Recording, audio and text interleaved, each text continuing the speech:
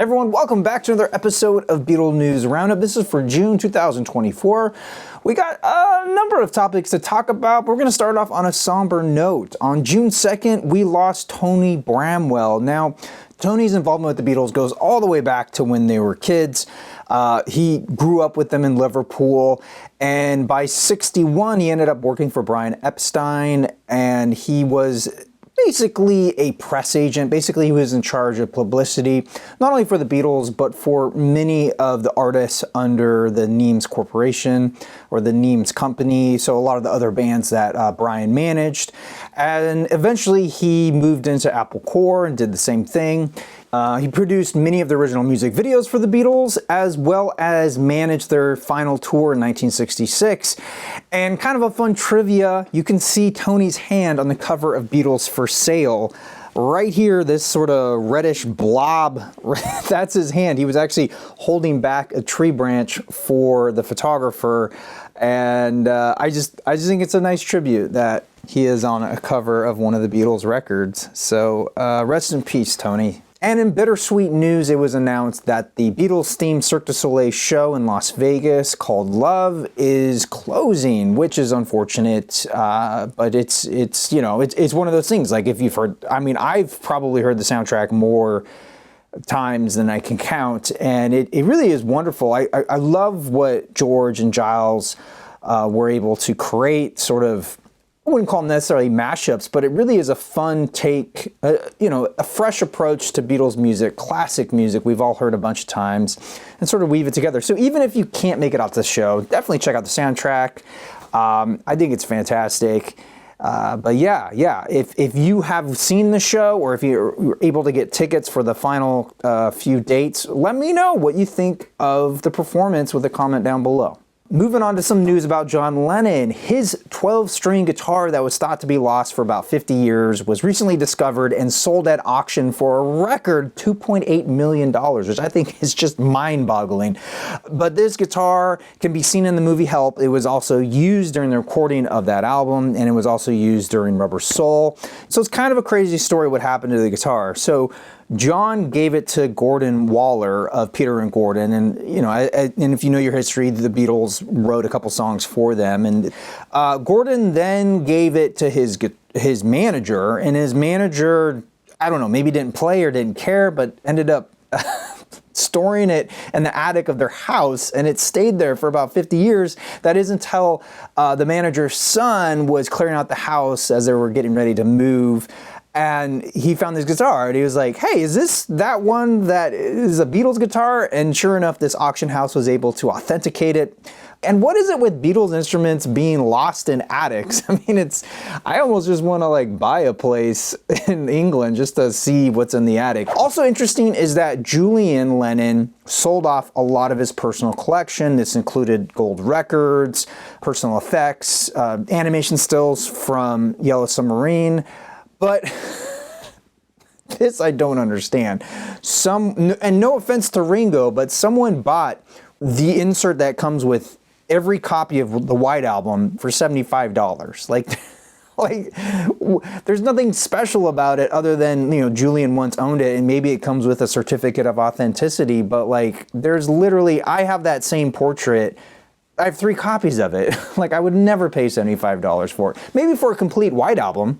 That had a relatively low serial number, but I just think that's insane. But anyway, $2.8 million just shows you the impact of the Beatles. And in other John Lennon news, we have the news of the reissue of Mind Games. This is the 1973 album. With this announcement, there is a super deluxe edition, and the price tag, I think, caught a lot of people off guard because they're asking $1,350. But I think what the kicker is you go to the website and there's only 3 images of it. They don't really show you everything that's included, and there's a lot of stuff. But I just think it's weird. You're charging a hefty premium and barely showing any photos of it. And I just think it's strange the product offering that they have for this. So basically you have the 2 CD, the 2 LP for $50, then you have the Ultimate Collection Deluxe box set for $168. And then there's a huge jump up to the Super Deluxe box set. I just feel like there was a place for an in-between set. include all the vinyl that's in the Super Deluxe set, plus the CDs and the Blu-rays, compile that all into one package, maybe charge $350 to $500, right around in that range, including the book. I think that would have been, actually, that's what I would be interested in, because I don't, as much as I enjoy feelies and stuff, a lot of it just end up being tchotchkes or dust collectors. Like what am I going to do with that? Like, granted, the reproduction of John Lennon art is pretty cool, but I don't really have a lot of space for that kind of stuff. I'm not going to hang it up. But I love books. I love flipping through those. I think they're a great resource, and I think it's kind of a shame to lock a lot of that stuff into that over $1,300 price point. I think that was kind of a misstep, but let me know what you think with a comment down below. I'm curious to find out. And moving on to Paul McCartney news, on June 18th, he celebrated his 82nd birthday, which to me is incredible. He looks fantastic for his age. He also announced new tour dates for his Got Back tour. These new dates will happen in the fall and winter of this year, 2024, and they include venues in South America and Europe.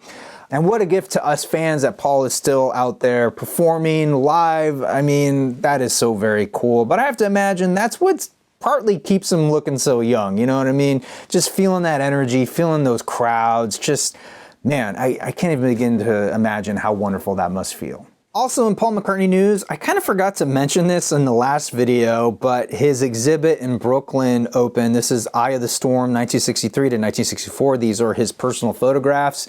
It is going through August, so if you're in or around Brooklyn, definitely check it out in person. But in lieu of that, there is a hardcover book available for purchase. It's around $75. That's without tax and shipping.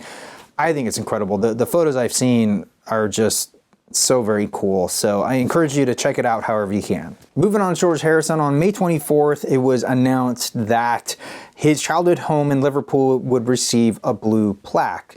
Now, if you're unfamiliar, these are basically signs that are on buildings all over the United Kingdom, and they mark historically significant places and people. So basically, that's what it is. But it's a whole process to get a building nominated, and there's all this criteria that has to be met in order for it to be official. But I think it's really cool because, I've experienced this. I'm just walking around a random neighborhood in London and I look up and I'm like, oh, wow, Lewis Carroll lived here, or, that sort of a thing. Like it's cool because it gives you some context to where you're at, and it reminds you like of the people who were there before you.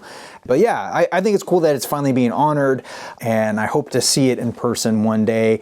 That is like a dream trip of mine, is to go to Liverpool and do the tourist stuff, take the Magical Mystery Tour and see all the places, man. Yeah, that's on a bucket list for me. All right, this month in Beatles history, 59 years ago, the Beatles were named to the Order of the British Empire, and they all received medals. And what's really cool is that on the cover, as well as the inside gatefold of Sgt. Pepper's, you can see that Paul and George are wearing their medals there. Also this month in Beatles history, 60 years ago, the Beatles embarked on their tour of Australia and New Zealand, and it's significant for two reasons. The first being, this is the first and only time they played those countries, and the second being, Ringo wasn't with them for the first couple of shows. In fact, he was ill with tonsillitis and he had to be in recovery, and so they got Jimmy Nicol to replace him. And his story is really interesting because, he went from a nobody to being in the biggest band in the world and then back to being just another person. And there's a photo of him waiting in the airport to go back home, and it just really sums up what he must have been feeling in that moment, because he just looks very sullen and sort of like, what just happened?